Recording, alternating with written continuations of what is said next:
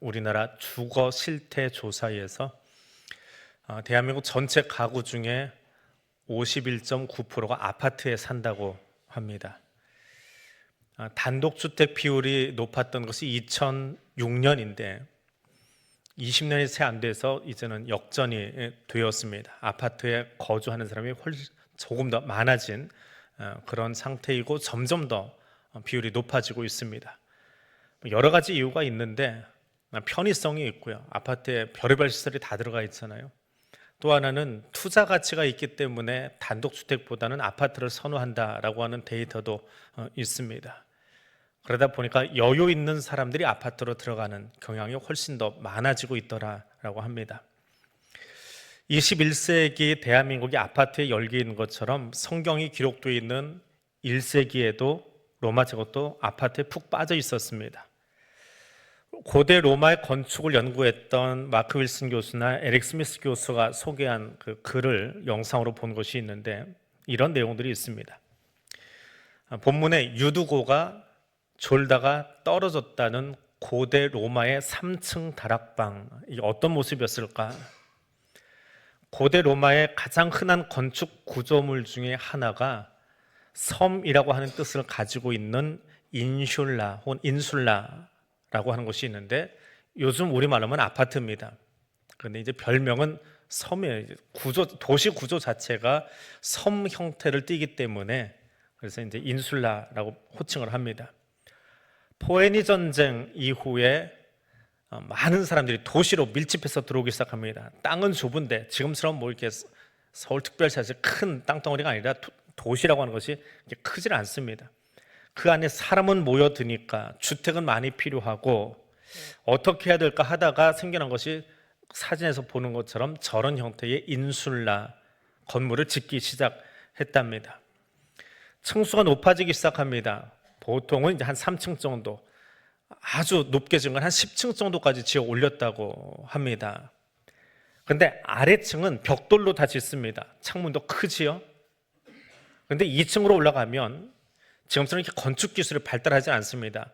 간단하게 져야 됩니다. 거기다 뭐 철근 올리는 구조가 아니니까 2층은 벽돌, 3층으로 가면 목재, 그 위로 가면 진흙하는 식으로 하중을 좀 줄이는, 그래야 1층이 버텨줄 수 있으니까 그런 형태의 집을 지었다고 합니다.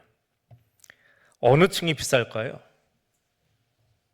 지금 아파트의 노약층은 몇 층인가요? 그건 또 다르죠. 주상복합에서 비싼 데는 어디예요? 아니, 빌딩에서 제일 비싼 것, 상가 빌딩에서 제일 비싼 곳은 어디입니까? 예, 거기도 답이 금방 나오시네요. 예, 1층 임대료가 제일 비싸지요. 인슐라는 1층이 제일 비쌉니다. 왜냐하면 건축 기술이 위쪽을 튼튼하게 만들지 못해요. 지진으로 흔들어 버리면 다 무너집니다. 1층만 남습니다. 또 하나는 지금이야 상하수도 시설이 잘 돼 있어서 뭐 50층을 지어 올려도 거기까지 물을 다 끌어올립니다. 그 압력을 가지고 끌어올리죠. 기계로 끌어올립니다. 그런데 1세기는 그런 상하수도 시설은 없습니다. 지나가는 물을 퍼서 먹는 거지요. 그게 상하수도입니다. 그러니까 물이 가까운 게 어디예요? 1층이잖아요. 그리고 오르내리기 쉬운 것, 승강기가 없습니다. 그래서 1층이 비싸요. 그럼 1층은 누가 사냐? 부자들, 법관들, 의료인들, 원로원, 귀족들이 1층을 삽니다. 그럼 2, 3층은 누가 살까요? 가난한 사람들. 왜냐하면 이 건물을 짓는 사람들이 전부 다 귀족들이에요. 임대 사업에 다 뛰어들었습니다. 돈 있는 사람은 죄다 도시에서 임대 사업하는 거예요. 그래서 생겨난 구조가 아파트 인슐라입니다. 그러니까 3층에 있었다. 3층 다락방에서 지금 사람이 떨어졌잖아요. 3층에 누군가가 모여서 살았고 거기에 주거 공간을 쓴다라고 하는 것은 1세기 대부분 교회는 다 가정교회거든요. 지금처럼 우리가 따로 건물을 짓고 교회를 세운 게 아니라 누군가의 가정을 빌려서 교회를 시작을 하는데 그 교회가 3층에 있어요. 1층이 아니고. 대부분의 모인 사람들이 누구다? 서민들이다 하는 것을 알 수 있습니다.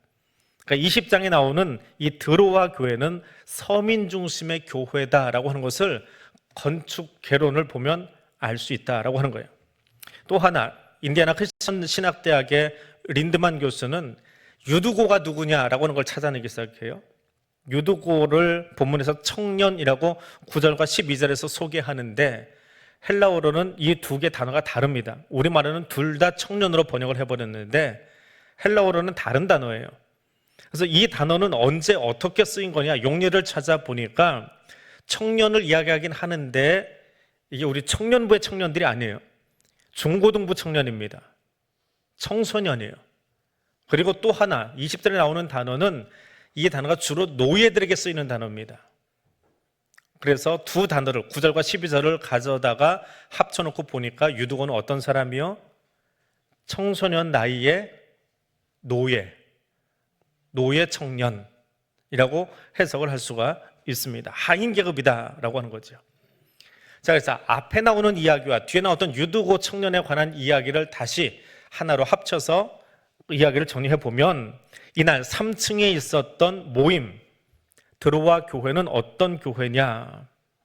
인슐라라고 하는 3층짜리 건물에 혹은 4층일 수도 있지만 3층 일반적으로 지어진 게 3층이라고 그래요. 3층은 제일 꼭대기층입니다. 우리로 이야기하면 옥탑방입니다. 쉽게 얘기하면 1층에는 법관 혹은 의료인인 누군가가 건물을 져서 임대 사업을 하고 있는데 월세를 받고 있는데 거기에 3층에 세입자로 들어와 있는 누군가가 가정을 내어주고 거기서 교회를 시작을 한 거예요. 가정교회를 시작을 한 거예요. 그러니까 가난한 서민들의 교회로 시작한 것이 드로아 교회더라. 거기에 누가 왔다고요? 청년, 노예 청년 유두고가 왔습니다. 근데 언제 모였어요? 날이 저물고 나서 밤중에. 왜 이 시간에 모입니까? 1세기 교회의 특징은 낮 예배가 없습니다. 낮 예배를 모이려면 귀족들이 모여야 돼요. 여유 있고 이름 하인들에게 시킨 사람. 그래서 대부분의 교회는 로마의 90%가 노예들이기 때문에 노예들이 주인에게 매달려서 하루 종일 일하다가 저녁 늦은 시간에 일 다 마치고 집에서 쉬지 못하고 교회로 나오는 거예요. 그래서 1세기 교회는 저녁 예배가 메인 예배였어요. 저녁에 모여서 어디로요? 1층에는 못 모여요. 집을 내준 사람이 누구라고요? 3층 집주인이 자기 집을 지금 내준 거예요. 가정교회로 써갑니다. 그 3층 누군지 이름이 밝혀지지 않은 뭐 누디아 집이다 누구 집이다 다른 데는 이름이 나오는데 여기는 1세기 교회 전형적인 모습이 나오는 거예요. 그 가난한 누군가가 자기 집을 예배 공간으로 제공을 한 거예요. 거기로 이 유두고 청년이 온 겁니다. 바울 목사님이 오셨대요. 일주일 드로아 지역에 와서 소위 부흥회를 하는 겁니다. 말씀을 나누는 거예요. 그 말씀을 듣고 싶은 거예요. 그 유명한 목사님의 설교를 한번 듣고 싶어서 지치고 피곤한데 하루 종일 쉽게 얘기하면 요즘 말로 얘기하면 주인에게 갑질당하고 몸을 혹사시키고 일하다가 그래도 말씀 듣고 싶은 그 열심이 있어서 말씀으로 위로받고 싶어서 그 늦은 시간에 여기로 온 거예요. 하루 일과를 마쳤으니까 하루 종일 뼈 빠지게 수고했으니까 그 젊은 청년 유두고가 힘들어서 헛간에서 혹은 자기 방에서 등 갖다 대고 누워 자고 싶은데 그 쉼보다 말씀으로 쉼을 누리고 위로를 받고 싶어서 밤에 그 한밤중에 3층 누군가의 집으로 가정교회로 지금 달려 나왔더라라고 하는 겁니다. 1세기 교회의 모습을 가만히 들여다보면 예배는 힘이 남아 돌아서 하는 것 아닙니다. 힘을 비축해서 큰 소리로 찬송하고 큰 소리로 박수치면서 예배드릴 수 있는 공간이 아니었다라고 하는 거예요. 도리어 그날 하루 힘을 다 소진하고 마지막 남아있는 힘을 쥐어짜면서까지 하나님께 찬양하고 마지막 지친 몸이지만 그 지친 육체에 하나님 말씀으로 공급받고 위로받고 싶어서 그 한밤중에 대부분이 노예인 교회 성도들이 그곳으로 모여서 성령의 위로를 경험하고 싶은 그 위로를 받고 싶은 순결한 모임이 교회의 시작이었더라라고 하는 겁니다. 오늘 나에게 한번 물어보십시오. 나는 오늘 여기 왜 나와 있습니까? 오늘 여기서 여러분 무엇을 얻기 원하십니까? 두 번째 이야기입니다. 현대 도시 건물은 기술이 참 많이 발달했습니다. 기술의 발전은 기하학적인 구조의 건물 외형도 만들어 놓았습니다. 싱가포르에 가면 빌딩 위에다가 배를 만들어 놨지요. 우리나라 건축 회사에서 만든 것인데 그게 수영장이래요. 저는 거기 아직 가보지 못했습니다. 밖에서 보기만 했는데 거기서 수영하고 내려오는 것, 거기만 갔다 오는 코스도 있어요. 거기서 잠자는 건 비싸니까 올라서 수영만 하고 내려오는 코스도 있다고 합니다. 아무튼 그런 건물도 만들어요. 또 건축 기술이 좋아져서 건물 외관을 전부 다 통창으로 만들어 버립니다. 그럼 건물에 구멍을 내놓고 유리로 막아놨는데 건물이 무너지지 않아요. 그리고 이 건물이 1, 2층짜리가 아니라 수십 층을 올라가도 괜찮아요. 건축 기술이 그만큼 좋아졌지요. 그런데 1세기의 건물은 그렇지 않습니다. 1층은 벽돌로 만들어요. 그래서 아까 사진에서 본 것처럼 창이 커요. 출입구가 큽니다. 근데 2층으로 가면 갑자기 창문이 좁아져요. 그 창문을 크게 뚫었다가는 하중을 견디는 그런 구조적인 건물 설계를 하질 못합니다. 진흙으로 만들고 벽돌을 조금 얇게 해서 쌓아놓기 때문에 창문이 작아집니다. 이것이 1세기 건물들의 모습입니다. 자, 거기에 사람들이 모였습니다. 3층에 모인 사람들은 대부분 신분이 높지 않은 사람들입니다. 저녁 늦은 시간에 모일 수밖에 없죠. 하루 일일을 다 마치고 밤늦게 피곤한 몸을 이끌고 그곳으로 모여들었어요. 그런데 하루 종일 누군가에게 갑질당하고 갈굼을 당하고 육체적으로 힘들게 일해요. 그러면 육체 노동을 하던 노예들의 평균 수명, 나이 40이면 상할아버지가 돼서 죽는답니다. 너무 많이 혹사를 당해서요. 그러니까 여기 청년기다라고 이야기하는 것은 요즘 우리말로 하면 의료기술이 좋아진 요즘에 한 50대, 40대 후반 50대 나이 정도로 보면 돼요. 최고의 힘을 발휘하던 나이가 이때예요. 요거 딱 지나가면 20만 넘어가면 20살만 넘어가면 노예시장에서 헐값에 팔립니다. 그렇게 혹사당하던 사람들이 모였어요. 밤중에. 그럼 어떤 말이 나올까요? 주인들에 대한 뒷담화, 사후에 대한 불평, 불만, 이 불평이 나오는 자리가 돼요. 그래서 로마 황제가 밤중에 모이는 모임을, 집회를 불허했습니다. 그런데 이들이 지금 밤에 모였어요. 귀족들이 초청한, 귀족들이 용인한 집회가 아니라 3층, 인슐라의 3층에 창문도 조그맣게 난 그곳에 모였습니다. 그럼 어떻게 해야 돼요? 황제는 싫어하고 거기 모여있는 건 알고요. 교회가 뭐 한두 명 모이는 건 아니잖아요. 마가의 다락방에 120명이 모였다고 하는데 그렇게 사람들이 모여있어요. 그럼 눈에 띄잖아요. 어떻게 해야 돼요? 우리 모임은 모여서 뒷담화나 하고 이상한 소리나 하고 사회 불평불만 이야기하는 자리 아닙니다. 이거는 건강한 장소라고 하는 걸 밖에다 보여줘야 돼요. 어떻게 해요? 불을 켜는 거예요. 불 켜놓고 우리 얼굴 보일 수 있으니까 보세요. 창문으로 보세요. 우리는 밖으로 내보일 만큼 건강한 모임입니다. 그래서 등불을 켜기 시작해요. 요즘 우리 교회는 뭐 서치를 켜고 LED를 켜니까 얼마나 화내요. 지하에 들어와 있어도. 그런데 가난한 교회에서 등불을 켜야 돼요. 몇 개나 켜면 그 공간을 다 밝힐 수 있을까요? 촛불 하나 켜놓고 밝힐 수 있습니까?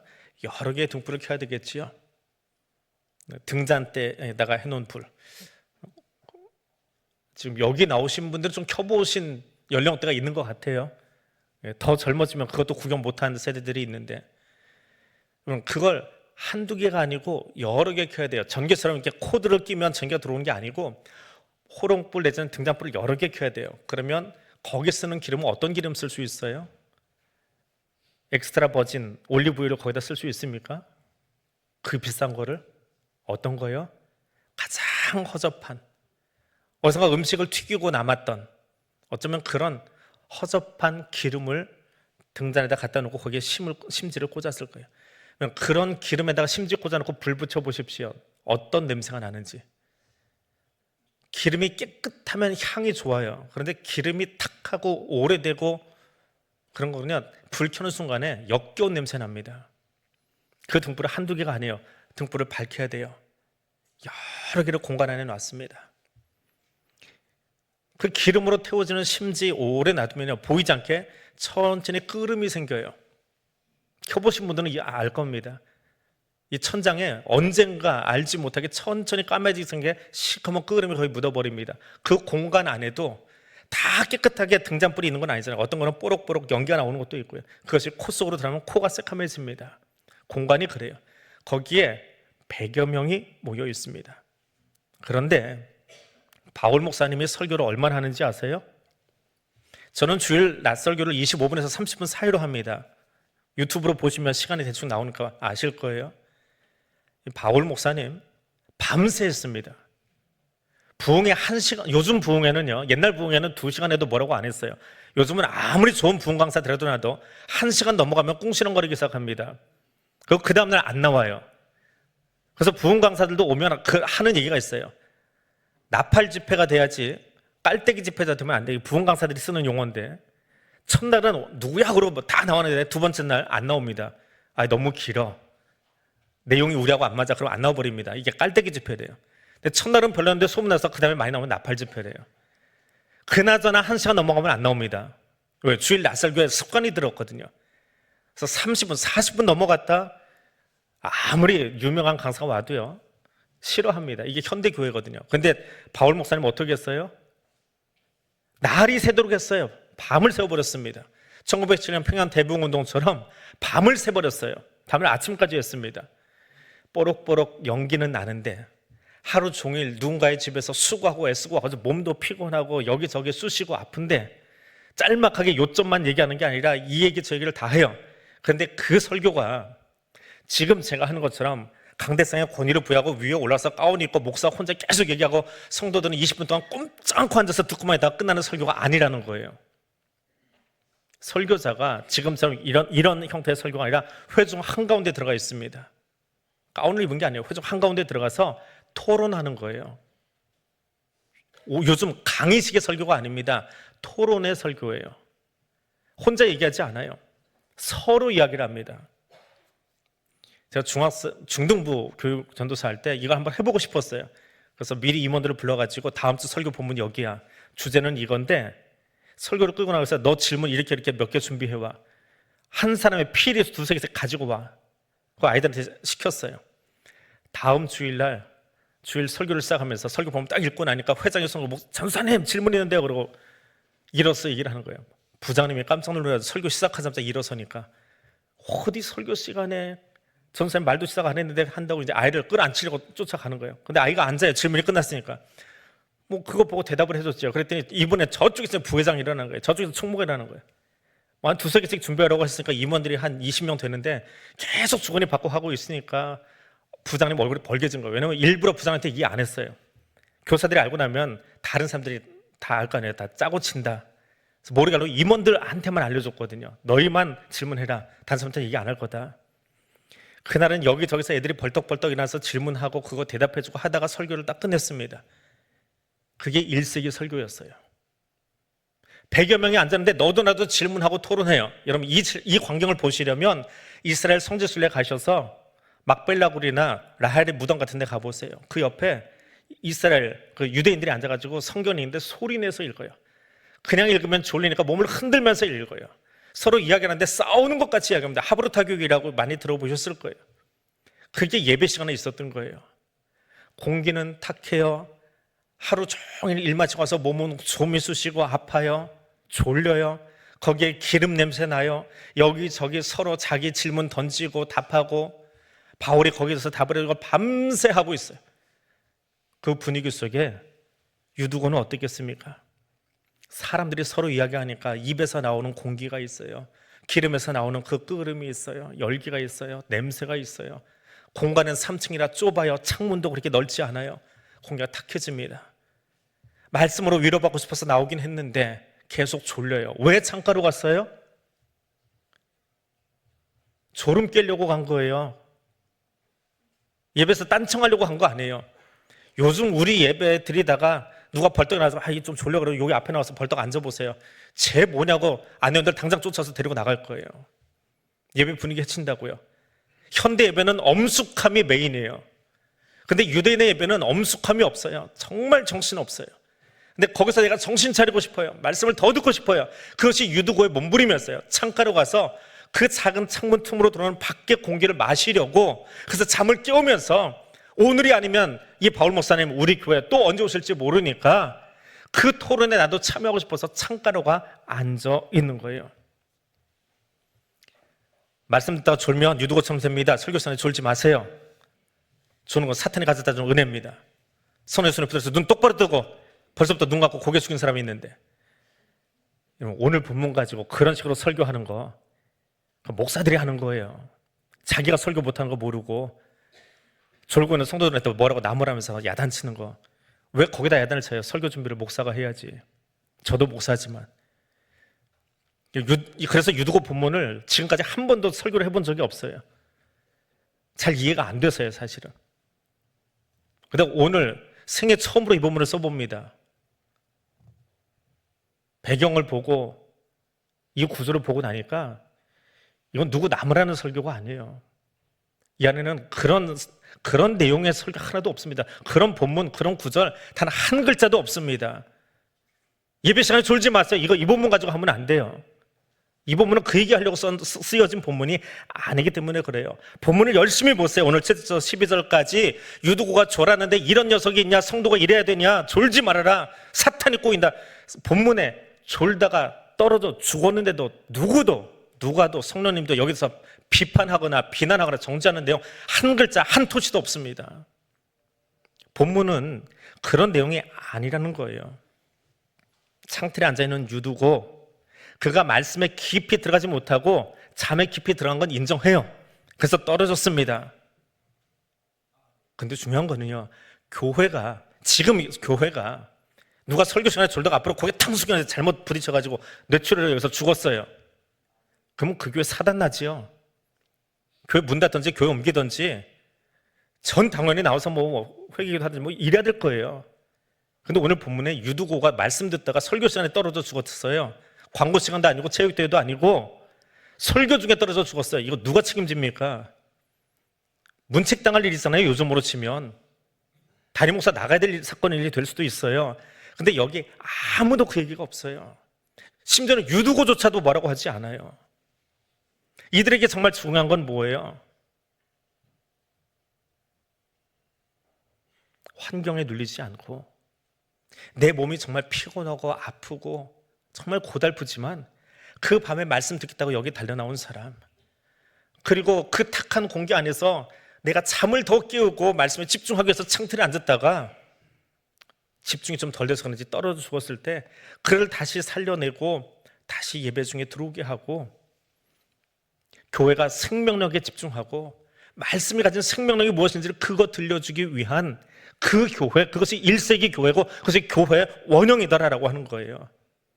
교회가 정말 관심 가져야 될 것, 죽음도 로마 황제가 밤에 모이면 너를 죽여버린다라고 하는 그 위협조차도 가로막지 못한 것, 말씀을 통해서 전해주는 위로에 집중하는 교회, 이것이 진짜 살아있는 교회다.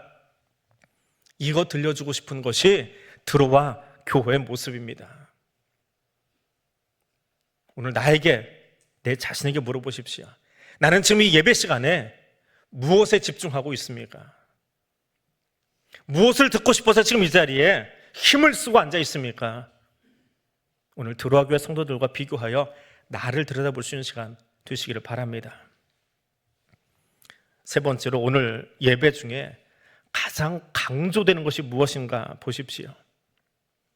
사람의 숫자가 강조되고 찬양하는 사람이 돋보이고 누군가 앉아있는 고정화된 자리가 인정되고 잘 짜여진 순서에서 흐트러지면 안 되고, 이 모든 것은 사실 엄숙함이라고 하는 단어로 모아져 갑니다. 현대교회는요, 엄숙함이에요. 예배 시간에 함부로 움직이지 마세요. 막 자리에서 뛰어나가지 마세요. 앞에서 보면 나 혼자쯤이야 뭐 그런 생각 별로 안 한 거 하시겠지요. 부스럭하고 손이 올라갔다 내려옵니다. 근데 여기서는 다 보여요. 왜냐면 전체가 좀 꼼짝 않고 앉아 있거든요. 눈도 안 움직여요. 그런데 잠깐 고개 떨고잖아요. 너무 잘 보입니다. 누구 뒤에 숨어 있는 것 같아요? 고개가 갑자기 하나 사라져 나옵니다. 잘 보여요. 예. 나 좋은 거 숨었으려니 하지 마시고 그냥 잘 보여드렸습니다 하고 그냥 웃으세요. 고개 툭 들었다 했으면 웃으세요. 민망하지 않게. 주보 하나 보려고 손 움직여요? 이것도 얼마나 잘 보이는지 아세요? 왜냐하면 옆에 사람들이 손을 안 움직이고 있거든요. 이건 엄숙함이에요. 그럼 1세기 교회는 대체 뭐에다 집중을 하고 있었느냐? 오늘 본문은 교회가 무엇에 집중해야 되느냐라고 하는 것을 보여주고 있는 본문입니다. 누가는 그것을 아주 재미있게 묘사를 해놨어요. 7절은 이렇게 시작하지요. 주간의 첫날. 이게 1세기 교회가 이때 드로아 교회에서 주일 예배가 시작되었다라고 하는 것을 보여주고 있어요. 토요일날 드리던 유대교회 모임에서 이제 바꾼 거예요. 그리고 그들이 모여서 떡을 뗐습니다. 그리고 밤중까지 토론이 계속되었다. 우리는 강론했다. 그래서 일방적인 스피치, 설교를 이야기하는 것처럼 번역을 해놨는데 원어는 토론이에요. 서로 주거니 받거니 하고 하는 예배 형태가 주일 밤에, 왜? 주로 노예들이 모이다 보니까 로마의 90%가 노예거든요. 그래서 밤중에 모였고 우리는 보통 11시 내지는 9시 예배를 메인으로 잡습니다. 그런데 1세기 초대 교회는 밤중에 예배였어요. 그게 메인이었어요. 그리고 등불을 켰습니다. 유두고가 창에 걸터앉아서 떨어져 죽었습니다. 이것도 기절했다고 이야기하는 자유주의 신학자들이 있는데 분명히 성경에 죽었다고 되어 있습니다. 바울이 내려서 유두고 위에 몸을 얹었고 그를 살려냈습니다. 그러면서 이 사람한테 아직 생명이 있다. 저 구절 때문에 기절했다고 말하는 사람이 있는데 구절에서 죽었다고 분명히 이야기했어요. 그리고 바울이 이 유두고가 살아난 걸 보면서 그냥 위로 올라가요. 또 설교해요. 그러거나 말거나 어찌 보면 바울 참 무심해요. 살아났으면 만져주고 괜찮아 또닥여주고 살아난 거 가지고 찬양하고 하면 좋은데 그런 거 없어요. 올라가서 또 합니다. 언제까지요? 날이 새도록 합니다. 유두고에 대한 이야기 한마디도 하지 않아요. 날이 새도록 또 토론합니다. 그리고 이야기 나누고 무심하게 그냥 마을 떠나버려요. 일주일 만에. 그리고 남아있는 드고아 교회, 오타가 나는데 드로아 교회 성도들이 청년을 데리고 위로를 받았대요. 저게 이제 말씀의 구조입니다. 그럼 저 구절에서 뭐가 제일 강조된 것 같아요?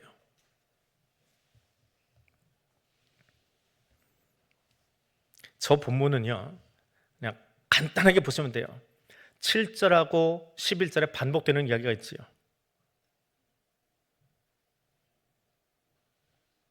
떡을 뗀다. 되게 샌드위치 구조라는 겁니다. 마가복음에 제일 많이 사용된 구조인데 마가복음은 대부분이 저 샌드위치 구조입니다. 양쪽에 똑같은 이야기가 나와요. 어떤 이야기를 하다가 딴 얘기 잠깐 하고 그리고 본래 이야기로 돌아가는 형태. 이게 샌드위치 구조입니다. 그것은 양쪽에 있는 이야기가 메인이에요. 이 메인 이야기를 설명하기 위해서 너희들이 잘 알아듣게 이야기해 줄게. 그리고 가운데다가 다른 이야기를 하나 껴놓은 거예요. 그래서 이 가운데 있는 이야기, 다시 말해서 유두고의 이야기는 뭘 설명하기 위한 거라고요? 떡을 뗀다는 게 뭐냐라고 하는 것을 설명하기 위한 장치가 유두고 이야기예요. 근데 이 유두고 이야기를 가지고 예배 시간에 졸지 마세요. 눈 뜨세요. 벌써부터 좋은 사람이 있는데. 이러고 유두고 이야기하면 안 된다는 거예요. 이게 메인이 아니에요. 그리고 메인을 이거를 그렇게 설명하면 안 돼요. 떡을 떼는 관점에서 이 이야기가 들려져야 돼요. 떡을 떼는 이야기요. 반복되는 이야기는 그겁니다. 떡을 뗀다. 그건 성만찬이에요. 이건 설교의 말씀 전달의 또 다른 형태입니다. 목사가 입으로 하는 설교가 있고 눈으로 보고 먹으면서 주의 말씀을 내 몸으로 음미하면서 받아들이는 말씀이 있습니다.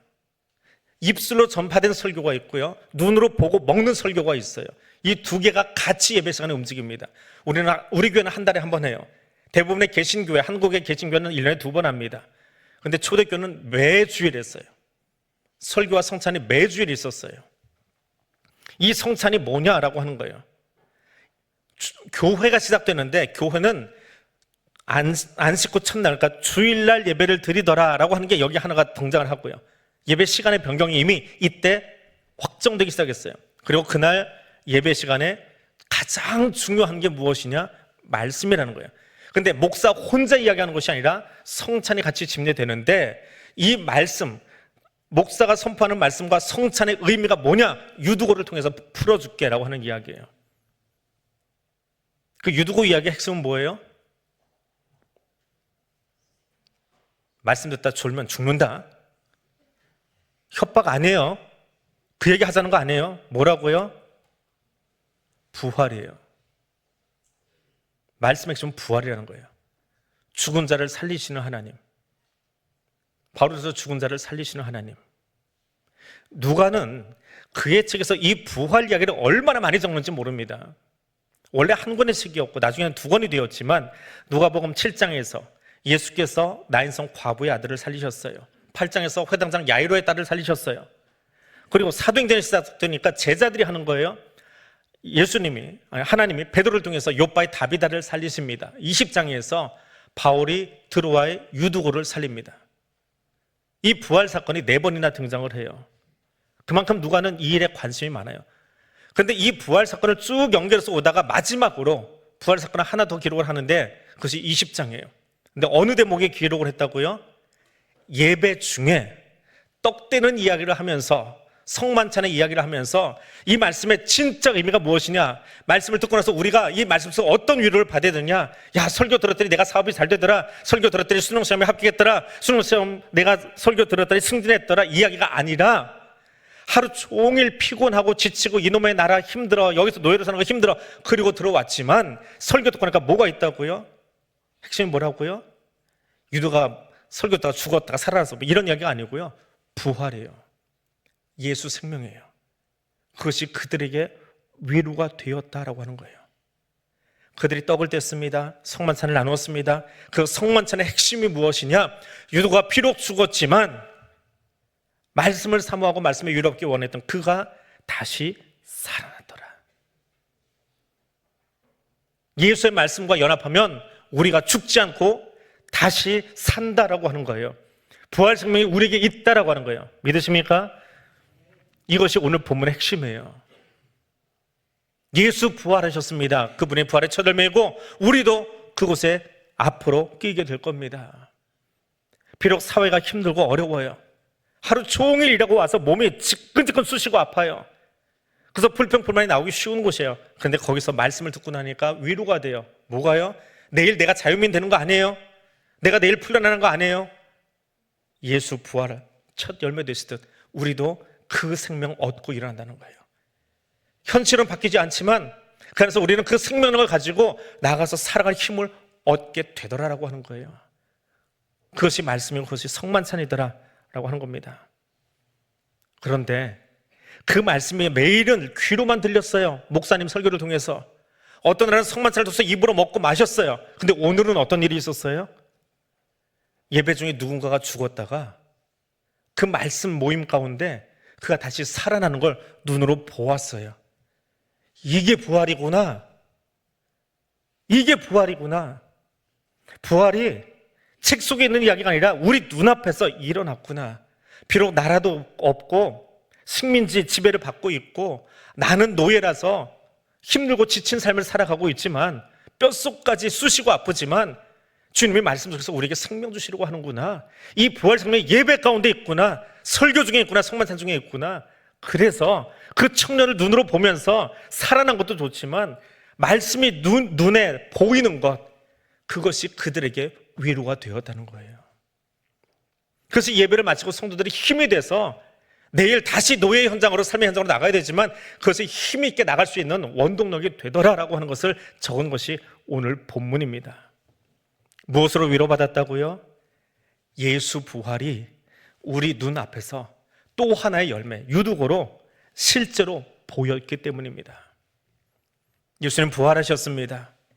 우리 위해 부활의 첫 열매 되셨습니다.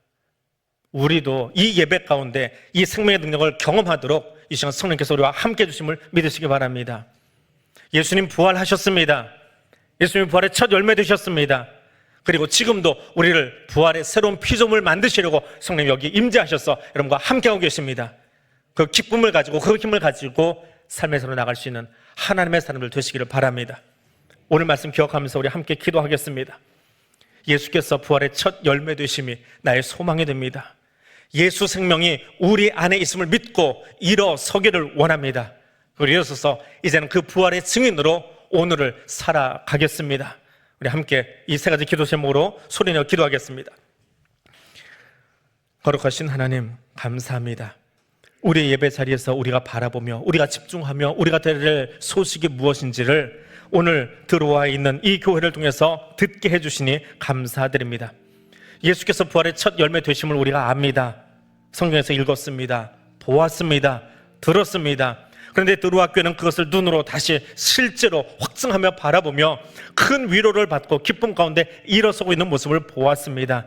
주님, 오늘 우리의 예배도, 오늘 나의 예배도 이러하기를 원합니다. 예수 부활의 생명이 우리 안에 있음을 믿고 일어설 수 있게 도와주옵소서. 예배를 마친 뒤에 아무것도 듣지 못한 채 나가는 자리가 아니라 예수님이 부활의 첫 열매 되어주시듯 나도 부활의 두 번째 열매로, 세 번째 열매로 그 힘을 얻고 승리의 노래를 부르며 저 문을 나설 수 있게 해주시고, 아직도 예수 생명 알지 못한 채 살아가는 땅의 사람들에게 그 예수 생명을 전할 수 있는 부활의 증인으로 살아갈 수 있는 우리들 되게 하여 주옵소서. 유도가 살아나는 그 일에 비단 내가 사랑하던 한 이웃이 살아나는 것이 아니라 예수의 부활이 오늘 우리의 삶의 자리 가운데에 함께하고 있음을 경험한 그 교회가 가장 큰 기쁨 가운데 일어서서 위로를 받고 나갔던 것처럼 하나님, 우리 교회가 그러하기를 원합니다. 나의 예배가 그러하기를 원합니다. 우리가 드리는 이 예배 중에 그 성례 능력을 경험할 수 있기를 원합니다. 성령님, 우리와 함께하여 주옵소서. 오늘 예배자로 부르신 하나님, 예배의 자리에서 우리는 무엇을 보고 듣고 경험했는지 돌아보기를 원합니다. 하나님께서 보여주기 원하시는 것을 보게 하시고, 하나님께서 들려주기 원하는 음성을 듣는 귀가 열리게 하시고, 예수 십자가를 통해 주신 생명의 복음을 가슴에 담게 하옵소서. 하나님, 우리에게 영원한 생명 주시는 분임을 감사하는 예배자 되기를 원합니다. 예수 생명 주심의 증인으로 살아가기를 원합니다. 세상에 주는 위로가 아니라 주의 말씀의 위로가 가득한 교회, 성도 되기를 원합니다.